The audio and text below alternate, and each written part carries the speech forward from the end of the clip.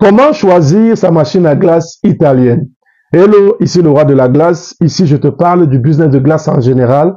Crème glacée, glace italienne, glace bâtonnet et j'en passe. On aborde ce sujet ici sur la chaîne. La première chose à faire, si tu es intéressé par la thématique, abonne-toi tout de suite et active la cloche de notification. Ensuite, installe-toi. Nous reprenons notre sujet.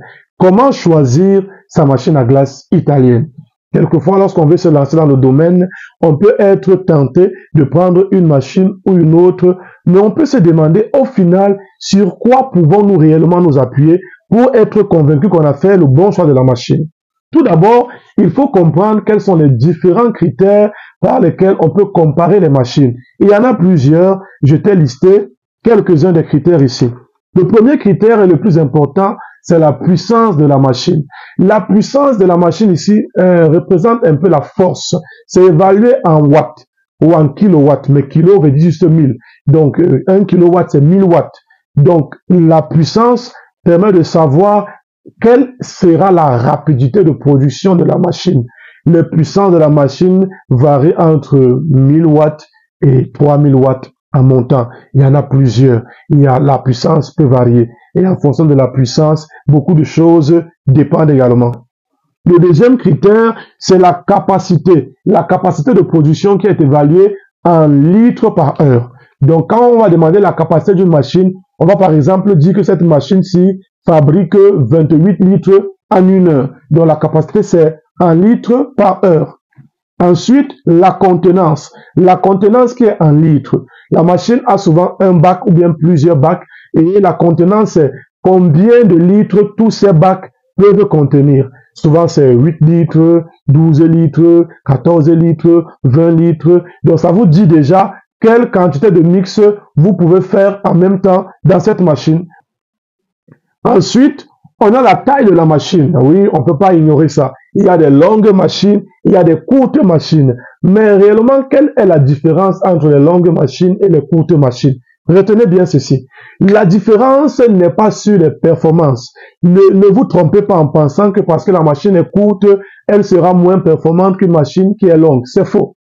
La machine peut être courte et être plus performante ou avoir la même performance qu'une machine longue. Qu'est-ce qui détermine ça? C'est la puissance. Une machine courte de 2000 watts va faire le même travail qu'une machine longue de 2000 watts.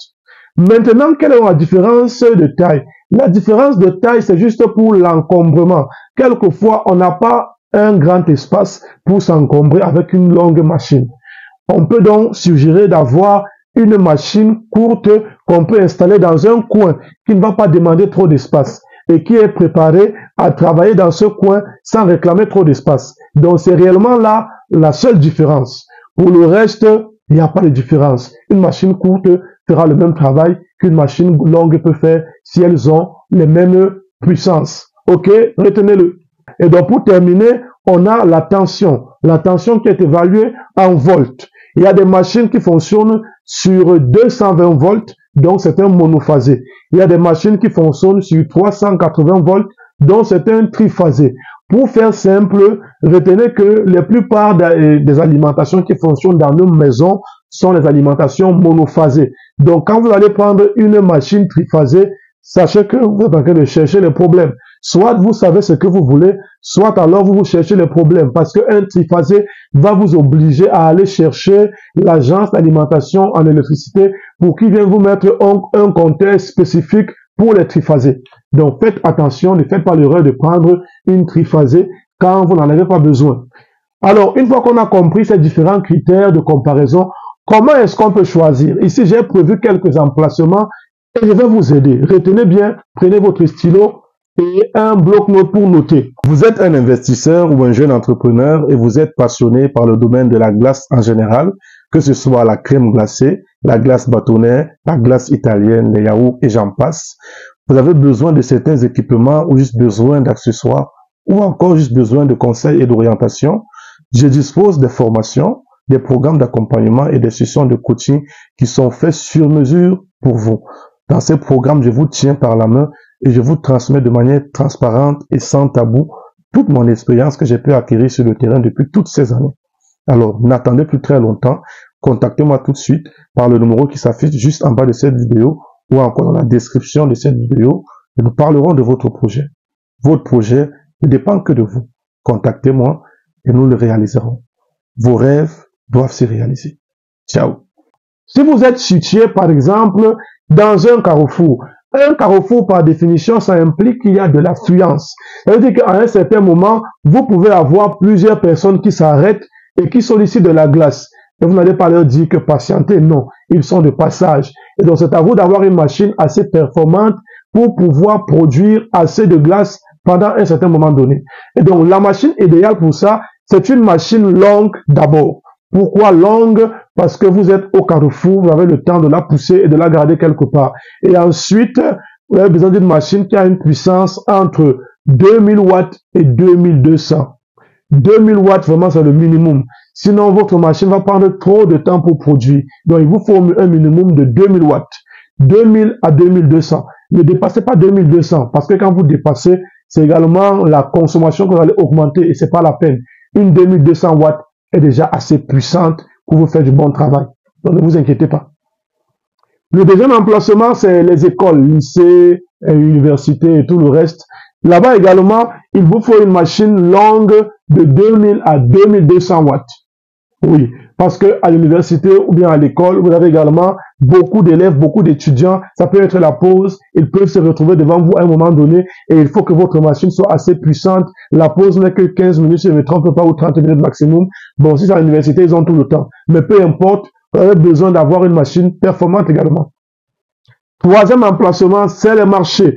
Même chose pour les marchés. Il vous faut une machine longue surtout. Parce que un marché implique que vous avez un magasin quelque part et vous sortez la machine. Donc, il faut la pousser. Vous n'allez pas la porter parce qu'elle pèse au moins 100 kilos. Donc, vous allez la pousser pour aller la garder. Et elle doit pouvoir avoir au moins 2000 watts. Parce qu'au marché, on a une affluence pendant un certain moment donné. La nuit, il n'y a personne au marché. Donc, l'affluence, là, vous devez en profiter pour ça. Il faut une machine puissante. Donc, 2000 watts au minimum, 2200 watts au maximum.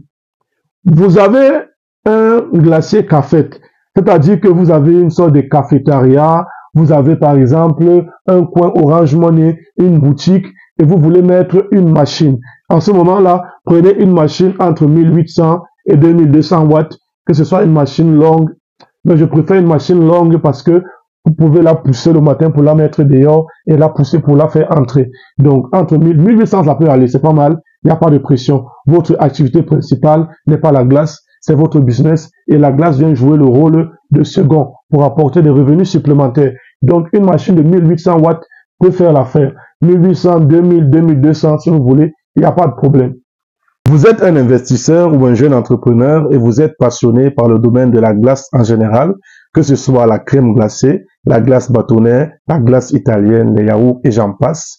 Vous avez besoin de certains équipements ou juste besoin d'accessoires ou encore juste besoin de conseils et d'orientation. Je dispose des formations, des programmes d'accompagnement et des sessions de coaching qui sont faits sur mesure pour vous. Dans ces programmes, je vous tiens par la main et je vous transmets de manière transparente et sans tabou toute mon expérience que j'ai pu acquérir sur le terrain depuis toutes ces années.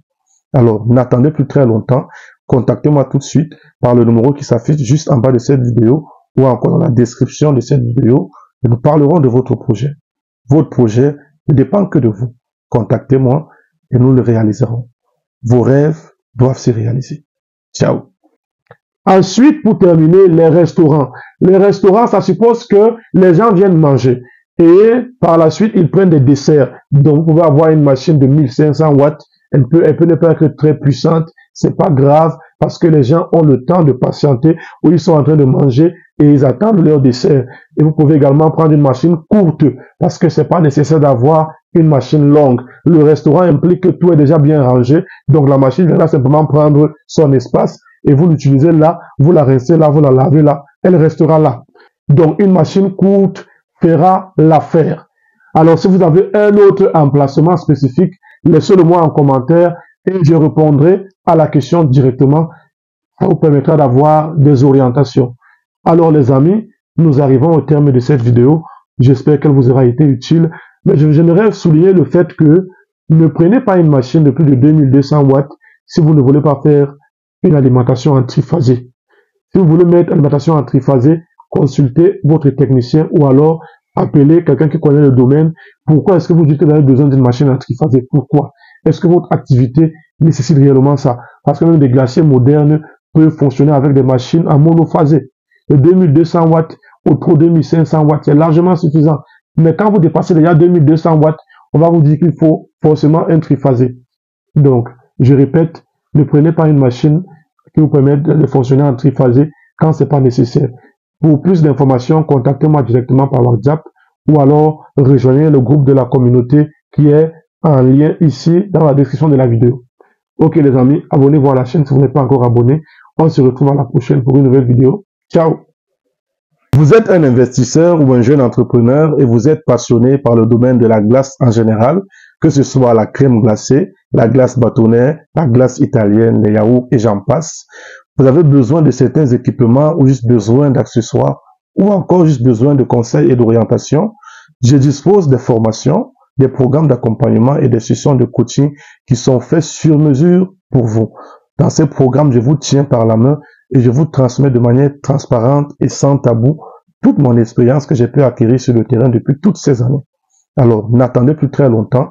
Contactez-moi tout de suite par le numéro qui s'affiche juste en bas de cette vidéo ou encore dans la description de cette vidéo. Et nous parlerons de votre projet. Votre projet ne dépend que de vous. Contactez-moi et nous le réaliserons. Vos rêves doivent se réaliser. Ciao.